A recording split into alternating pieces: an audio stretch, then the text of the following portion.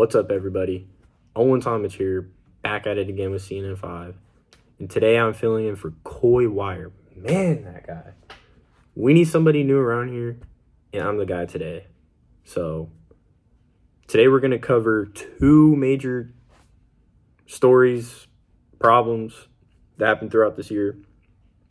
And we're going to cover them, and we're going to learn about what's happening around the world around us, because we're living in a world where things change, things happen, and it's good to know what's going on around you and your surroundings just so you have a better understanding of where you are. Let's get into it. All right, so the first topic we're going to talk about today is the invasion of Ukraine.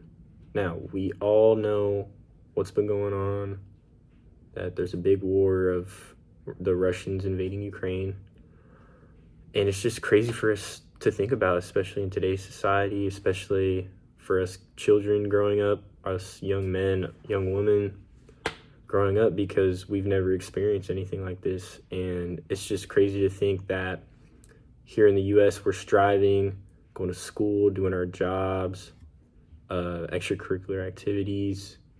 And it's just crazy to think that in Ukraine, they're going through war right now. No school, families are being destroyed, no jobs, poverty's low, and it's just a terrible way to be living right now. And it's just crazy for us to think about, because we haven't gone through that in the US recently, since the Great Depression, obviously. But yeah, it's just crazy to think about.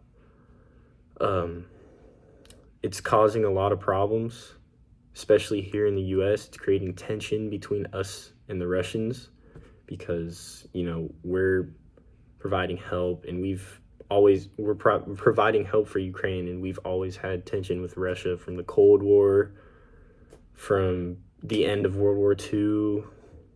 Yeah, it's just rising, and it's affecting our gas prices here, because in Europe is where most of our oil comes from. And in Ukraine, there's no oil being produced, and it's because of the war, and it's raised our gas prices here. So it's just crazy to think about. Yeah, and as humans, we just need to come together and just support each other, and that's what we've been doing to help Ukraine fight this war. So as many other countries in Europe. It's just sad, just thinking about families that are being lost, just everything. The war started in February of 2022. It started with Russia just declaring that they were just doing it was just a military operation. That's what they title it as, to demilitarize the Ukraine. Just that basically means they just want to get rid of their military and take it over. Simple as that. And they just want it for power. They want to control it. They want it to be part of Russia. And it's just a huge deal.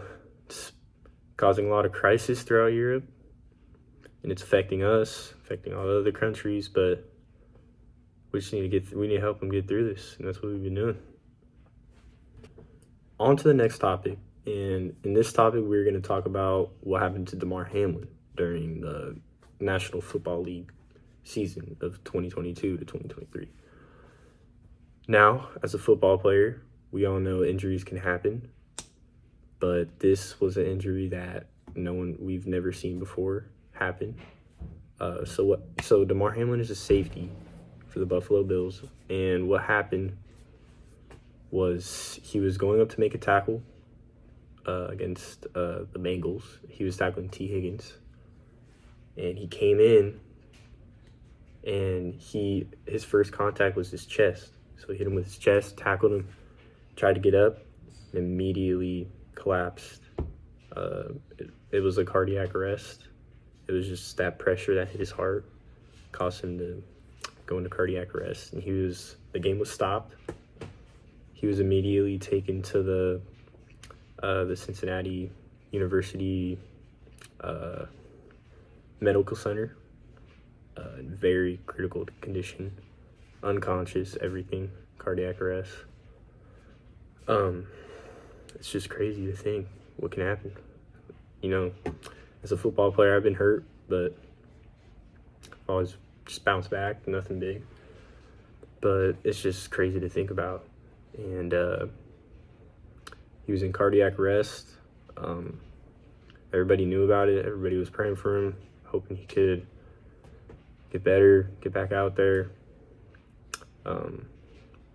Yeah, and it took him about 3 weeks just to get out of the hospital.